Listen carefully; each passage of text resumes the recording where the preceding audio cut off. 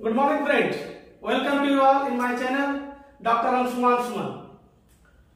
आप लोग जानते हैं अभी कुछ ही दिन बाद बीपीएससी टीचर्स का एग्जाम होने वाले हैं और साथ ही साथ बीपीएससी प्री का भी एग्जाम होने वाला है। ये वीडियो जो अभी सीरीज में आप लोग को मिलेंगे मेरे तरफ से वो बहुत ही महत्वपूर्ण आपके लिए इसलिए होगा क्योंकि मैं एससीईआरटी बेस्ड वीडियो अभी आपके लिए मैं दूंगा जो कि बहुत ही ज्यादा लाभदायक आपके लिए होने वाला है। प्योरली एससीईआरटी को अच्छा से गहन अध्ययन करके उनके जो ओरिजिनल फैक्ट्स हैं वो मैं आपके सामने रख रहा हूं और साथ ही साथ उसमें जहां कहीं भी कंसेप्ट की जरूरत है उसको भी मैं बताने वाला हूं। तो निश्चित रूप से यह वीडियो आप लोग के लिए बहुत अच्छा होगा और फायदेमंद होगा। मैं बता देना चाहता हूं कि आप लोग अगर यदि मेरे साथ ज्वाइन करना चाहते हैं ऑनलाइन कोर्सेज के लिए तो आप डिस्क्रिप्शन बॉक्स में जा सकते हैं। आकृति बीपीएससी क्लासेस का एप्लीकेशन डाउनलोड करके और वहां पे आप मेरे साथ डायरेक्टली अन्य विषयों के लिए भी जुड़ सकते हैं। तो चलिए हम लोग आज देखते हैं एससीईआरटी बेस्ड लद्दाख की कहानी। और लद्दाख की कहानी में जो महत्वपूर्ण बातें हैं मैं उसको देखूंगा और उसके महत्वपूर्ण तथ्य को भी हम लोग जानने का प्रयत्न करेंगे। ये एससीईआरटी के 7th क्लास का बुक है, उसमें से कई सारे तथ्य यहाँ पे आपको देखने के लिए मिलेंगे। निश्चित रूप से ये प्रश्न आपके एग्जाम में आ सकते हैं। तो देखिए, ये हमारा प्यारा भारत है और ये हमारा लद्दाख है।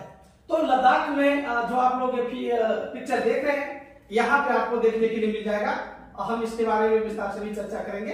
ये हमारा सिंधु नदी है, ये हमारा सिंधु नदी है। आप लोग जानते हैं ये सिंधु नदी इस प्रकार से आती है और ये अरब सागर में आके विलीन हो जाती है। ठीक है, अन्य जानकारी को हम लोग धीरे धीरे प्राप्त करेंगे एससीईआरटी बेस्ड में। तो चलिए हम लोग देखते हैं, आगे का स्लाइड के हिसाब से देखते हैं।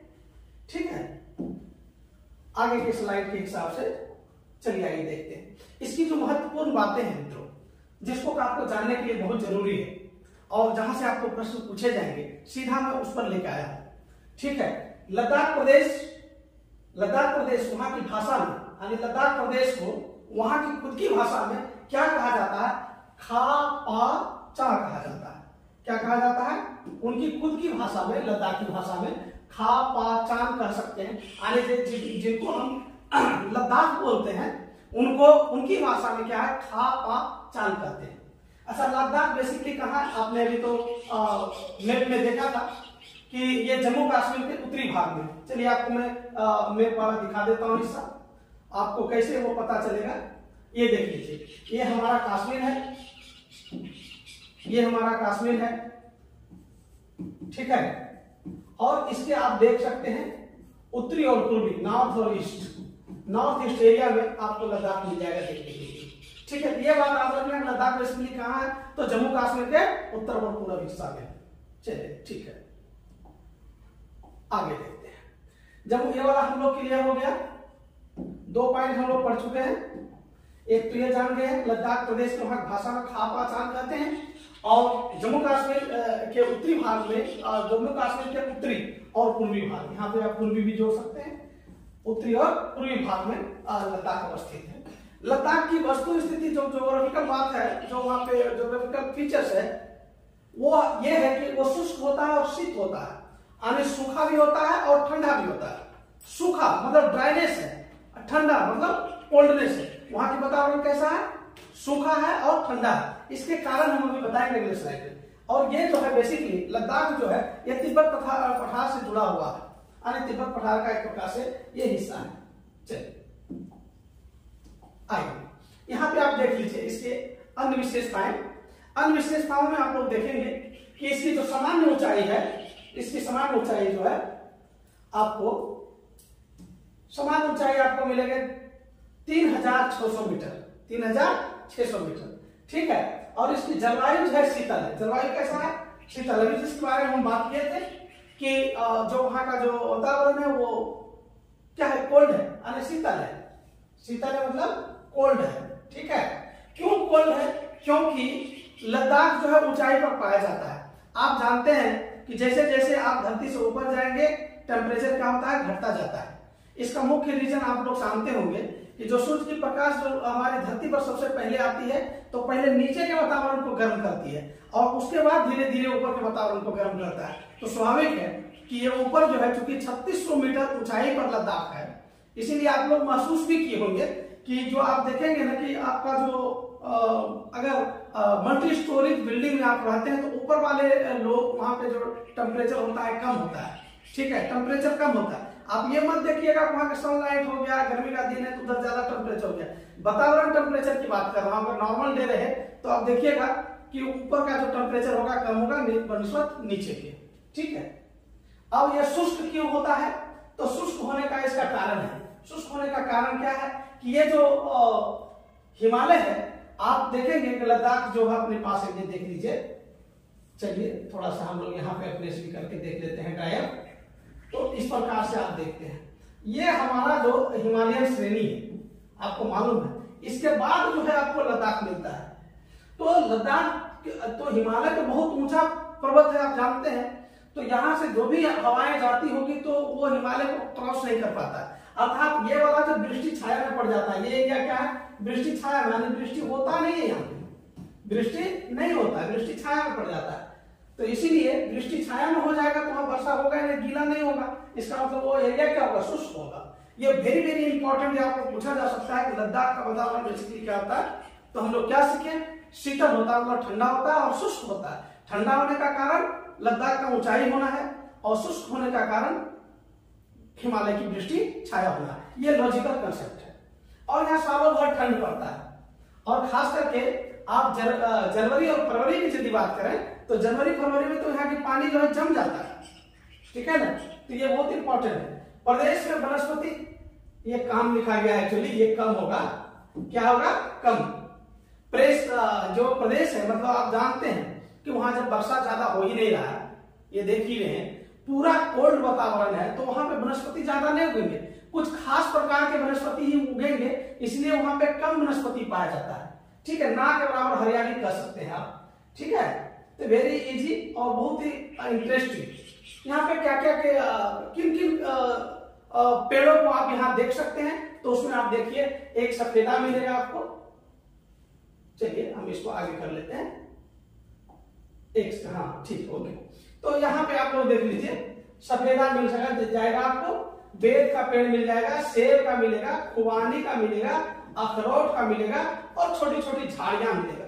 तो मेन आपको क्या याद रखना है ना, ये सफेदा याद रखना है, सेब याद रखना है, खुबानी याद रखना है, अखरोट याद रखना है। अगर विशेष करके आपके प्रश्न पूछ दिया गया कि किस प्रकार का झाड़ी पाया जाता है, तो निश्चित रूप से आप बताएंगे कि यहाँ पे छोटी छोटी झाड़ियां पाया जाता है, क्योंकि वैसा वातावरण नहीं है, क्योंकि वहां वातावरण क्या है? शीतल है और शुष्क है, तो सभी प्रकार का झाड़ी वहां पे नहीं पाए जाएंगे।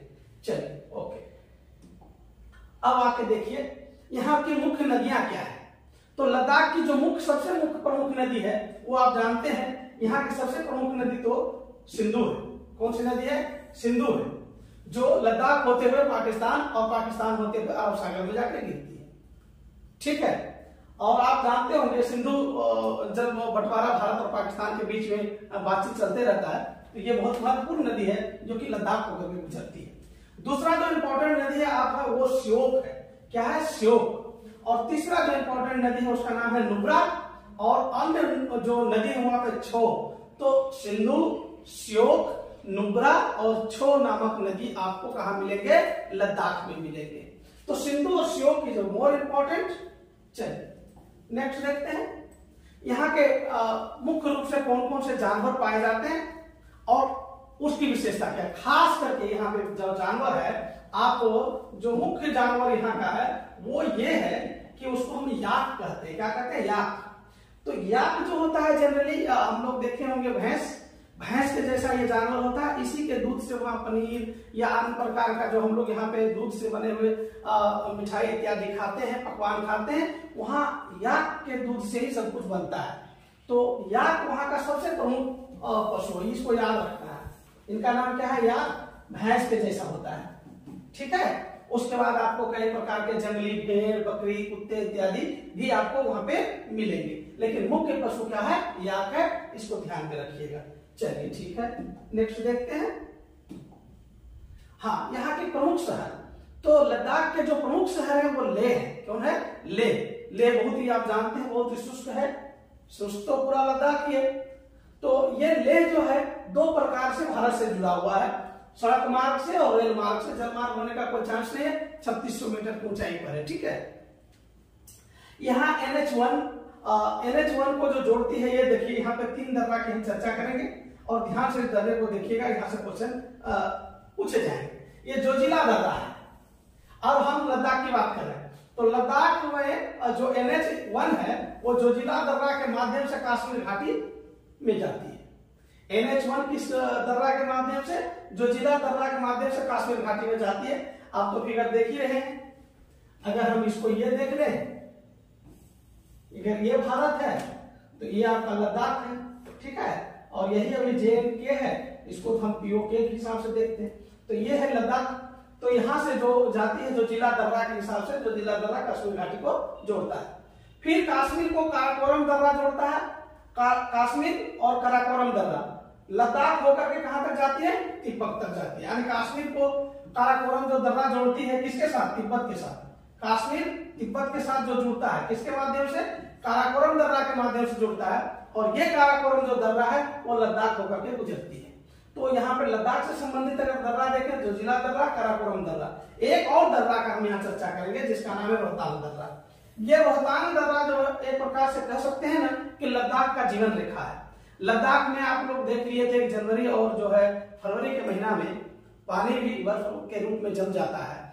तो भारत से ये सालों भर जुड़ा रहे, यानी कट ऑफ ना हो जाए, उसके लिए रोहतांग दर्रा का आप देखेंगे, रोहतांग दर्रा का जो निर्माण हुआ, कई जगहों पर आपको सुरंग का निर्माण आपको देखने के लिए मिलेगा। वस्तुतः बात यही है कि लगातार जो है पूरे 12 मास भारत और लद्दाख का आवाजाही बना रहे, इसके लिए रोहतांग दर्रा बहुत महत्वपूर्ण है, जो लेह और मनीला को जोड़ता है। That's very important.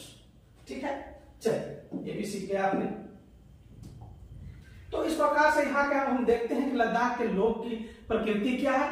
तो यहाँ के लोग का कद छोटा होता है, चेहरा सुडौल होता है, और यहाँ 2 प्रजाति के लोग पाए जाते हैं। बेसिकली देखिए, ईरानी प्रजाति, ठीक है, ईरानी प्रजाति। तो ये ईरानी प्रजाति के लोग को बाल्टेरो कहते हैं। ये ईरानी प्रजाति के लोग को बाल्टेरो कहते हैं। ये याद रखिएगा, एकदम बिल पूछ दिया गया बाल्टेरो क्या है, तो ईरानी प्रजाति के लोग हैं जो कि लद्दाख में निवास करते हैं। ठीक है, और उसके बाद देखिए, तो ये ईरानी लोग जो है आप स्वाभाविक रूप से देख लीजिए, ये मुस्लिम है। ठीक है, और ये जो आप देख रहे हैं मंगोल प्रजाति के लोग, ये वस्तुतः बौद्ध है। कौन है? बौद्ध है। तो लद्दाख में ज्यादातर आपको आबादी मिलेंगे मुस्लिम और बौद्ध के। तो जो मंगोल प्रजाति हुए वो बौद्ध धर्म से रिलेटेड हुआ, और जो ईरानी प्रजाति हुआ वो हुआ मुस्लिम धर्म से संबंधित। और ईरानी प्रजाति को ही क्या कहते हैं? वो बाल्टेरो कहते हैं वहां पे। अच्छा, यहाँ के जो बौद्ध मठ होते हैं ना, स्पेशल ढेर सारा वहां पे बौद्ध मठ है। तो उस बौद्ध मठों को, बड़े बड़े बौद्ध मठों को वहां पे हम गोम्पा कहते हैं। ये वर्ड भी इंपॉर्टेंट है, ये भी बहुत इंपॉर्टेंट है कि गोम्पा क्या है। तो गोम्पा, बड़े बड़े बौद्ध मठों को गोम्पा कहते हैं। बाल्टेरो क्या है? तो लद्दाख के ईरानी प्रजाति के लोग को बाल्टेरो कहते हैं। तो इस प्रकार से आपने लद्दाख के बारे में बहुत कुछ सीखा। आई होप कि ये वीडियो जो है आपको बहुत पसंद आया होगा, क्योंकि ये टू द पॉइंट वीडियो आपके लिए बनाया गया था। और इसी तरह से to the point exact concept के साथ आपके पास वीडियो आएंगे। Thank you very much.